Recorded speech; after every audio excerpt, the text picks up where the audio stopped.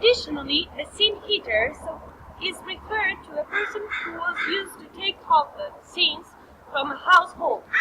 Usually do it by eating and drinking beside the deceased body, so to allow the soul and body to rest in peace forever.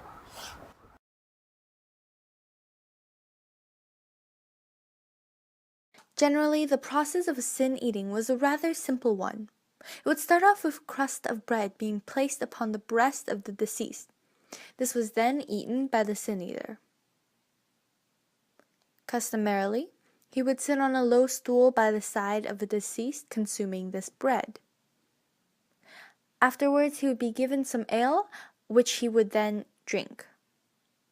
A prayer would be uttered stating that the soul had departed and all his sins were now bestowed upon the sin eater himself. I give easement and rest now to thee, dear man. Come not down the lanes or in our meadows, and for thy peace I pawn my own soul. Amen.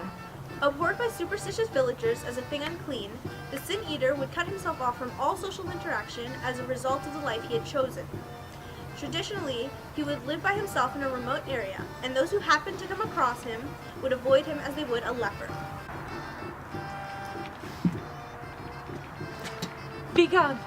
Your duty is done. After the bread and ale were consumed, a fee of 6 pence was given to him for the consideration of his taking upon himself the sins of the deceased, who, thus free, would not walk after death. This unfortunate person was held to be the associate of evil spirits and given to witchcraft, incantations, and unholy practices.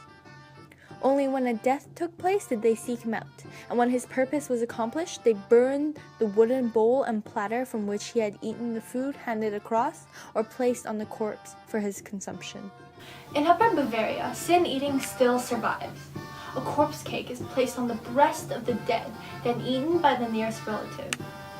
In the Balkan Peninsula, a small bread in the image of the deceased is made and eaten by the survivors of the family.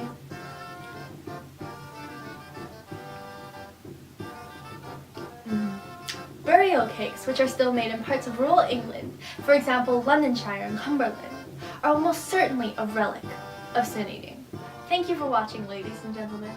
And while we see that sin eating is an interesting profession, it's certainly not the most pleasant one. And for this reason, it tops our list of most disgusting, horrifying, and unpleasant jobs during the Renaissance. So once again, I'd like to thank you for watching, and I hope you have a great afternoon.